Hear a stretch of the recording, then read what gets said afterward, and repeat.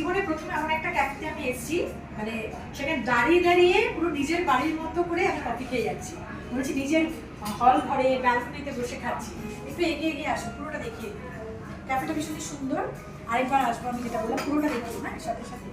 এই যে আমাকে সঙ্গে সঙ্গে আসো, আমার সাথে সাথে আসো। হ্যাঁ, ওকে আমি বিওপির কাজটা শিখিয়ে দিচ্ছি। তো এই হচ্ছে ক্যাফেটা, খুবই সুন্দর।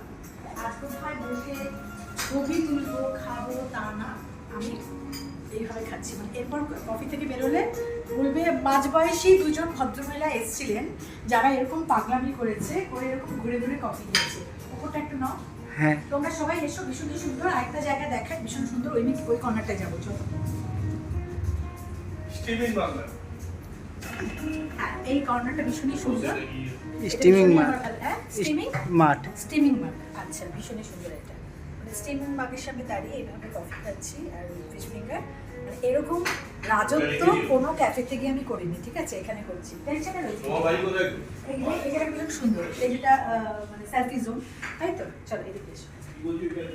চলো, আমি কিন্তু এখানকার যে স্টাফ আছে তাকে আমি ডিওপি বানিয়ে দিয়েছি, ডিওপি বানিয়ে আমি এইসব করছি। চলো, থ্যাংক ইউ সো মাচ। আবার আসবো, সবাই তোমরা এসো। ক্যাফেটার নামটা কি আরেকবার বলে দাও? স্টিমিং মাঠ। স্টিমিং মাগ, সবাই এসো। ভীষণই সুন্দর জায়গা এবং স্টাফেরা ভীষণ ভালো, ভীষণ ভালো, ভীষণ